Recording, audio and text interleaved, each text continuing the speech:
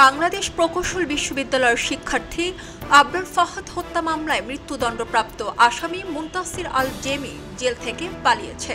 ৫ আগস্টের পরে এ ঘটনা ঘটলেও ৬ মাস পর ২৪ ফেব্রুয়ারি বিষয়টি জানানো হয়েছে। আবরার ফাহাদের ভাই আবরার ফাইয়াজের ফেসবুক পোস্ট থেকে জেমি পালানোর বিষয়টি সামনে আসে। এরপর রাতেই ঘটনার প্রতিবাদে বিক্ষোভ করেন বুয়েটের শিক্ষার্থীরা। বিষয়টি সামনে আসার পর এ নিয়ে মুখ খুলেছে কারা কর্তৃপক্ষ। সোমবার রাতে কারা অধিদপ্তরের সহকারী কারা মহাপরিদর্শক মোহাম্মদ জান্নাতুল ফারহাদ এক সংবাদ বিজ্ঞপ্তিতে বিষয়টি নিয়ে আনুষ্ঠানিক বক্তব্য দেন। মৃত্যুদণ্ডপ্রাপ্ত মুনতাসির আল জেমির বন্দি নম্বর ৫১৭৭। তার বাড়ি নেত্রকোনার কেন্দুয়া উপজেলায়। বিজ্ঞপ্তিতে বলা হয়, আবরার ফাহাদ হত্যা মামলার মৃত্যুদণ্ডাদেশ প্রাপ্ত বন্দী কারাগার থেকে পলায়ন সংক্রান্ত সংবাদ কারা কর্তৃপক্ষের নজরে এসেছে। জনমনে বিভ্রান্তি নিরসনের লক্ষ্যে কারা কর্তৃপক্ষ এই মর্মে সবার অবগতির জন্য জানাচ্ছে যে সংশ্লিষ্ট মৃত্যুদণ্ডাদেশ প্রাপ্ত কয়েদি মুনতাসির আল জেমি গত ৬ আগস্ট গাজীপুরের হাই সিকিউরিটি কেন্দ্রীয় কারাগার থেকে ২০২ জন বন্দীর সঙ্গে একত্রে কারাগারের দেয়াল ভেঙে পলায়ন করে। এ বিষয়ে ১৫ই আগস্ট কোনাবাড়ী থানায় একটি মামলা করে আইনশৃঙ্খলা রক্ষাকারী বাহিনী। একই সঙ্গে সব কর্তৃপক্ষকে অবহিত করা হয়। কারা কর্তৃপক্ষ আরও জানায়, সব কর্তৃপক্ষের সম্মিলিত প্রচেষ্টায় এর মধ্যে ৩৫ জন মৃত্যুদণ্ডাদেশ প্রাপ্ত বন্দী সহ ৫১ জন বন্দীকে গ্রেপ্তার করে কারাগারে পাঠানো হয়েছে।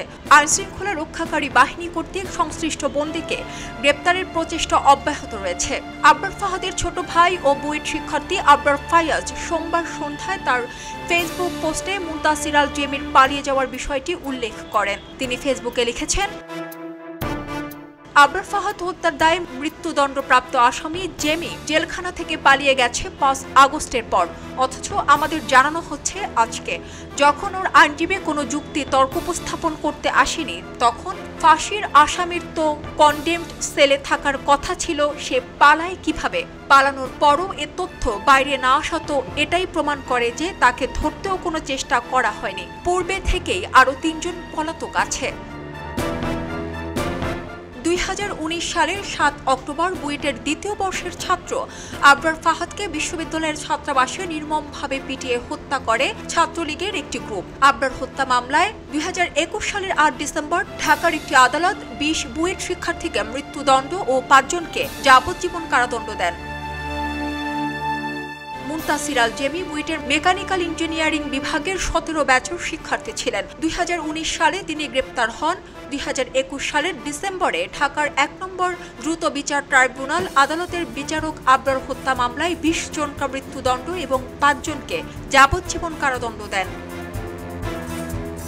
মঙ্গলবার দুপুরে মুনতাসিরের বাবা আব্দুল মজিদ গণমাধ্যমের খবর দেখে ছেলের পালিয়ে যাওয়ার খবর জানতে পারেন। তিনি জানান, জুলাই মাস পর্যন্ত প্রতি সপ্তাহে ছেলের সাথে মুঠোফোনে ৩-৪ মিনিট কথা বলার সুযোগ দিত কারা কর্তৃপক্ষ। সর্বশেষ ৭ জুলাই ছেলের সঙ্গে কথা হয়েছিল। এরপর এখন পর্যন্ত আর কোনো যোগাযোগ নেই। খবরের কাগজ, নিখাত, নির্ভীক, নিরপেক্ষ।